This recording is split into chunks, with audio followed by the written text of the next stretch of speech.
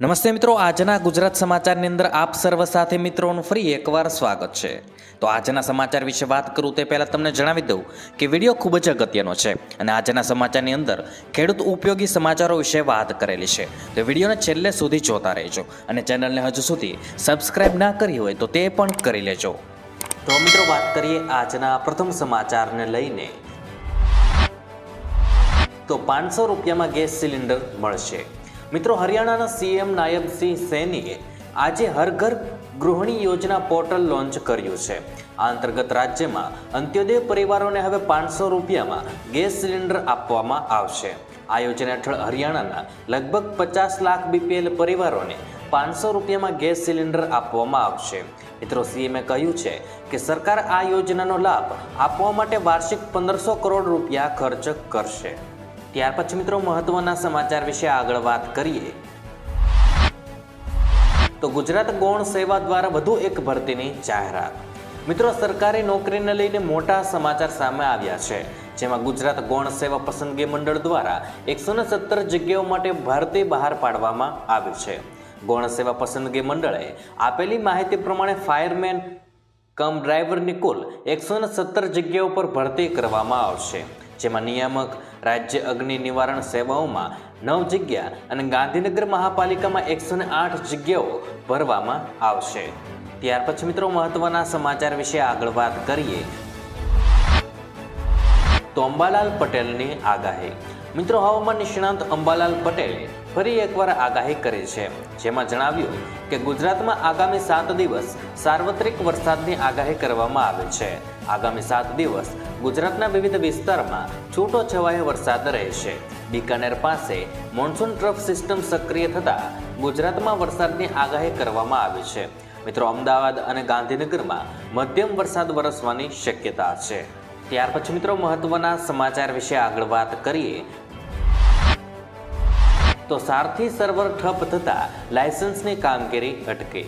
મિત્રો, અમદાવાદ સહિત રાજ્યની 38 આરટીઓ કચેરીમાં સવારથી સારથી સર્વરની સમસ્યા જોવા મળી હતી। અરજદારો પણ અરજી કરે તો થઈ શકતી ન હતી।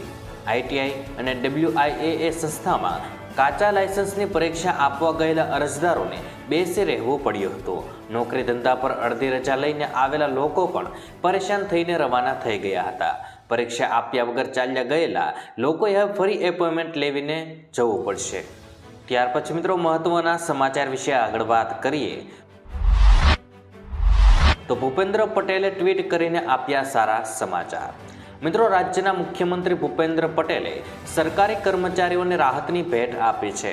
રાજ્ય સરકારના કર્મચારીઓને દર 4 વર્ષે એલટીસી વતન પ્રવાસનો લાભ 6000 કિમીની મર્યાદામાં આપવામાં આવશે।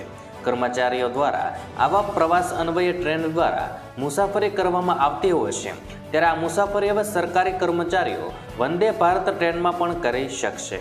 આ મુસાફરીનો 5 લાખ સરકારી કર્મચારીઓને મોટો લાભ થવાનો છે। ત્યાર પછી મિત્રો મહત્વના સમાચાર વિશે આગળ વાત કરીએ તો રાજ્યમાં મેઘરાજાનું જોર ઘટ્યું। મિત્રો, ગુજરાતમાં મેઘરાજાનું જોર ઘટ્યું છે। હવામાન વિભાગ દ્વારા આગામી 6 દિવસ સાર્વત્રિક વરસાદની આગાહી કરી છે, તો દક્ષિણ ગુજરાતના જિલ્લાઓમાં ભારે વરસાદની આગાહી સાથે યલો એલર્ટ જાહેર કરવામાં આવ્યું છે, જેમાં ભરૂચ, સુરત, નવસારી, વલસાડ, તાપી, ડાંગ, દમણ, દાદરા અને નગર હવેલીમાં ભારે વરસાદની શક્યતાઓ છે। મિત્રો, રાજ્યના 182 તાલુકામાં વરસાદ પડ્યો છે, જેમાં સૌથી વધુ નવસારીમાં વરસાદ પડ્યો હતો। ત્યાર પછી મિત્રો મહત્વના સમાચાર વિશે આગળ વાત કરીએ તો ગુજરાતમાં ફરી મહાઆંદોલન થશે।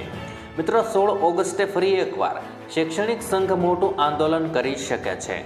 રાજ્યમાં શિક્ષકો પડતર પ્રશ્નોને લઈને ઘણા સમયથી આંદોલનના મૂડમાં છે। અગાઉ શિક્ષણ વિભાગ અને શિક્ષકોના પ્રતિનિધિઓ વચ્ચે બેઠક મળી હતી, જેમાં સંતોષકારક નિવારણ આવ્યું નથી। તેથી હવે શિક્ષક મહાસંઘે 16 ઓગસ્ટથી રાજ્યભરમાં મહાઆંદોલન કરવાની ચમકી આપી છે। શિક્ષકો માટે ઓપીએસ સહિતના પ્રશ્નોની માંગ સાથે આ આંદોલન થશે। ત્યાર પછી મિત્રો મહત્વના સમાચાર વિશે આગળ વાત કરીએ તો ગેરંટી વગર 50,000 રૂપિયા સુધીની લોન। મિત્રો, કેન્દ્ર સરકાર દ્વારા પીએમ સ્વાનિધિ યોજના શરૂ કરવામાં આવી છે। જો તમે આ સ્કીમ હેઠળ લોન લેવા માંગો છો તો તમારે સિક્યુરિટી તરીકે કંઈ ગીરવે રાખવાની જરૂર નથી. યોજના હેઠળ 1 વર્ષ માટે 50,000 રૂપિયા સુધીની લોન આપવામાં આવશે. મિત્રો, પીએમ સ્વાનિધિ યોજના હેઠળ લોન લેવા માટે તમારે તમારી નજીકની સરકારી બેંકનો સંપર્ક કરવો પડશે. ત્યાં મિત્રો તમને એક ફોર્મ મળશે જે તમારે ભરવું પડશે. જરૂરી દસ્તાવેજો સાથે બેંકમાં જમા કરવાનું રહેશે. ત્યાર પછી મિત્રો મહત્વના સમાચાર વિશે આગળ વાત કરીએ તો રાજ્ય સરકારની ખેડૂતો માટે 300 કરોડની સહાય. મિત્રો, રાજ્યમાં વરસેલા ભારે વરસાદને કારણે ખેડૂતોને નુકસાન ભોગવવાનો વારો આવ્યો છે.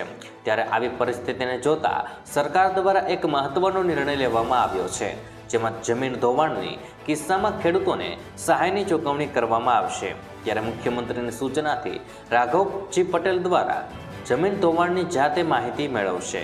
સૌરાષ્ટ્રમાં પડેલા ભારે વરસાદથી ખેડૂતોને પાક નુકસાનીનું વળતર ચૂકવવામાં આવશે. ત્યાર પછી મિત્રો મહત્વના સમાચાર વિશે આગળ વાત કરીએ તો આઈસીઆઈસીઆઈ બેંકે એફડી પર વધાર્યું વ્યાજ. મિત્રો, આઈસીઆઈસીઆઈ બેંકે એફડી પર વ્યાજ દરમાં વધારો કર્યો છે. હવે બેંકે 7.25% અને વરિષ્ઠ નાગરિકોને 7.80% સુધી વ્યાજ આપશે.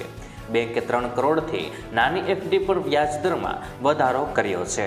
નવા વ્યાજ દરો ગઈકાલથી મિત્રો લાગુ થયા છે. તો મિત્રો એસબીઆઈએ અમૃત દ્રષ્ટિ નામની નવી ડિપોઝિટ સ્કીમ પણ શરૂ કરી છે.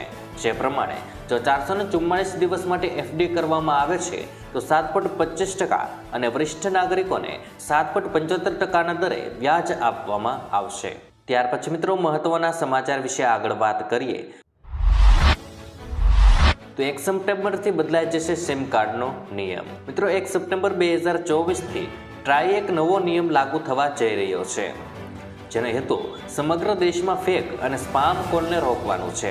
સરકાર પહેલેથી જ ટેલિકોમ સેક્ટરમાં ચાલી રહેલા કૌભાંડને રોકવાનો પ્રયાસ કરી રહ્યો છે, પરંતુ તે છતાં ફેક કોલ આવી રહ્યો છે. મિત્રો, આવામાં આ નવું પગલું ભરવામાં આવ્યું છે. ફેક કોલ પર લગામ લાગવાની છે, કારણ કે નવા નિયમો અનુસાર ટેલિકોમ કંપનીઓએ ફેક કોલ માટે જવાબદાર જે તેમના નેટવર્કથી કરવામાં આવશે. ત્યાર પછી મિત્રો મહત્વના સમાચાર વિશે આગળ વાત કરીએ તો શિષ્યવૃત્તિના નિયમોમાં ફેરફાર અંગે શિક્ષણ મંત્રીનો ખુલાસો.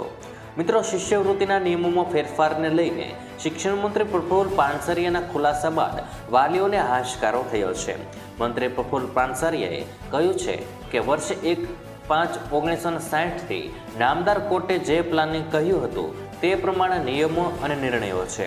તે જ પ્રમાણે ચાલી આવી રહ્યો છે અને તે પ્રમાણે આપણે લાભ આપી રહ્યા છે, જેમાં કોઈ નવો નિયમ કે નિર્ણય લેવાયો નથી કે કોઈ સુધારો કરાયો નથી. ત્યાર પછી મિત્રો મહત્વના સમાચાર વિશે આગળ વાત કરીએ તો 2 વ્હીલર પર હેલ્મેટ વગર અને રોંગ સાઈડમાં વાહન ચલાવતા હો તો ચેતી જજો. મિત્રો, હાઈકોર્ટે સરકારને આદેશ કર્યો હતો કે 2 વ્હીલર પર હેલ્મેટ ફરજિયાત કરવામાં આવે. ત્યારે અમદાવાદ શહેરમાં ટ્રાફિક પોલીસે હેલ્મેટ ડ્રાઈવ શરૂ કરી છે. 2 વ્હીલર ચલાવનાર અને પાછળની સીટ પર બેસનાર હેલ્મેટ ન પહેરનારને રોકવામાં આવી રહ્યા છે. આવા લોકોને પોલીસ ઓનલાઈન મેમો આપી રહી છે. આમ શહેરમાં આજથી 2 વ્હીલર ચલાવનારા અને પાછળની સીટ પર બેસેલ લોકો ખાસ હેલ્મેટ પહેરવાનું ધ્યાનમાં રાખે. ત્યાર પછી મિત્રો મહત્વના સમાચાર વિશે આગળ વાત કરીએ તો જન્માષ્ટમી પહેલા રેશન કાર્ડ ધારકોને ભેટ. મિત્રો, અંત્યોદય અને બીપીએલ પરિવારો માટે મોટો નિર્ણય લેવાયો છે.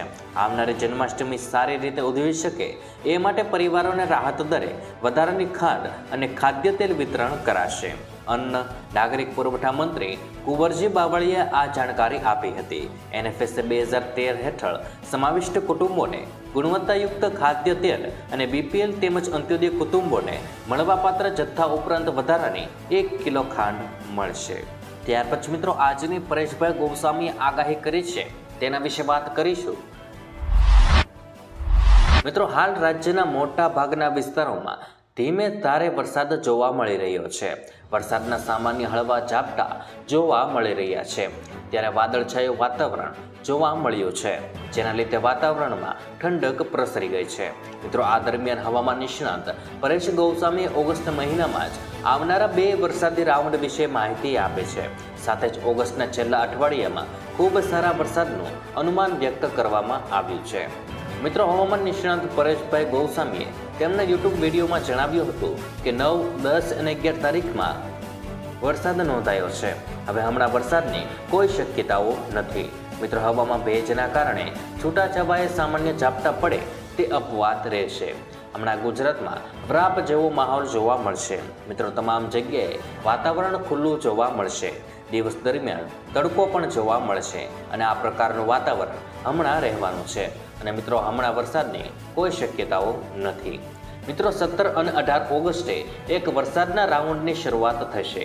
આ 21 તારીખ સુધી રહેશે અને આ વરસાદ સાર્વત્રિક નહીં હોય, અમુક વિસ્તારમાં થશે, પણ તે સામાન્યથી મધ્યમ વરસાદ જોવા મળે તેવી શક્યતાઓ છે. મિત્રો, 22 થી 30 ઓગસ્ટ સુધીનું જે સેશન હશે તેમાં સારામાં સારો વરસાદ થશે. ઓગસ્ટ મહિનામાં જે વરસાદ પડતો હોય તે સરેરાશ કરતાં પણ વધારે વરસાદ નોંધાઈ જાય તેવી શક્યતાઓ છે. મિત્રો, ખાસ કરીને ઓગસ્ટ મહિનાના છેલ્લા અઠવાડિયામાં એવો વરસાદ પડશે જેવી રીતે જુલાઈ મહિનાની અંદર પશ્ચિમ સૌરાષ્ટ્રમાં જામનગર, ગીર સોમનાથ, પોરબંદર અને જૂનાગઢમાં જે અતિ ભારે વરસાદ નોંધાયા તેવા અતિ ભારે વરસાદો 22 થી 30 ઓગસ્ટ દરમિયાન નોંધાઈ શકે છે. મિત્રો, 22 થી 30 દરમિયાન ખૂબ સારો વરસાદ નોંધાશે. અમુક જગ્યાએ અતિવૃષ્ટિ જેવો માહોલ જોવા મળે તેવા પણ વરસાદ નોંધાઈ શકે છે. ખાસ કરીને ગુજરાતમાં કેટલાક વિસ્તારો એવા છે જે વરસાદથી વંચિત છે. એવા વિસ્તારોને પણ કદાચ આ વરસાદનો લાભ મળી શકે છે.